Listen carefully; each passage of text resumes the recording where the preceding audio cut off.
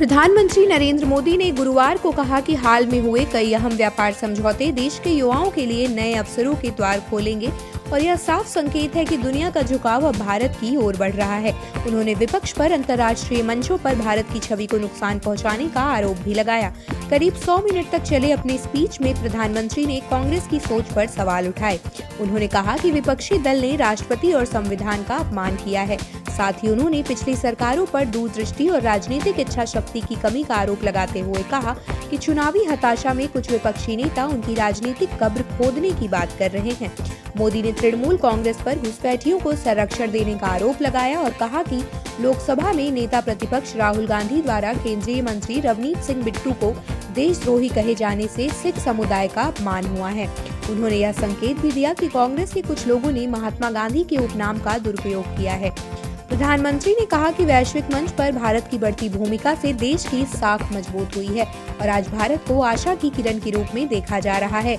उनके अनुसार बड़े बड़े देश भारत के साथ व्यापारिक रिश्ते बनाने को उत्सुक हैं, चाहे वह यूरोपीय संघ के साथ हुआ समझौता हो या अमेरिका के साथ हालिया करार। उन्होंने कहा कि इन समझौतों की पूरी दुनिया सराहना कर रही है।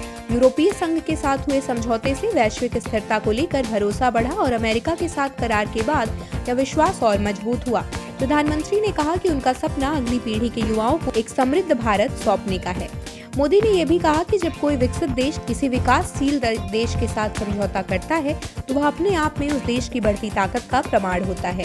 उन्होंने बताया कि सरकार का बड़ा हिस्सा पिछली सरकारों की गलतियों को सुधारने में ही लग रहा है। कांग्रेस पर हमला जारी रखते हुए प्रधानमंत्री ने कहा कि राष्ट्रपति के अभिभाषण पर चर्चा न हो पाना बेहद दुर्भाग्यपूर्ण है और यह राष्ट्रपति पद का अपमान है। उन्होंने कहा कि इससे आदिवासियों, महिलाओं और देश के सर्वोच्च संवैधानिक पद का भी अपमान हुआ है। राज्यसभा में बोलते हुए प्रधानमंत्री ने यह बातें कही। एक दिन पहले लोकसभा में हंगामे के कारण वह बहस का जवाब नहीं दे पाए थे। अपने भाषण में उन्होंने कांग्रेस शासनकाल की प्रशासनिक कमियों की तीखी आलोचना की और वाम दलों डीएमके और तृणमूल कांग्रेस जैसे क्षेत्रीय पार्टियों पर भी जनता के कल्याण की अनदेखी करने का आरोप लगाया। आप देख रहे हैं सौगंध टीवी, सौगंध वतन की।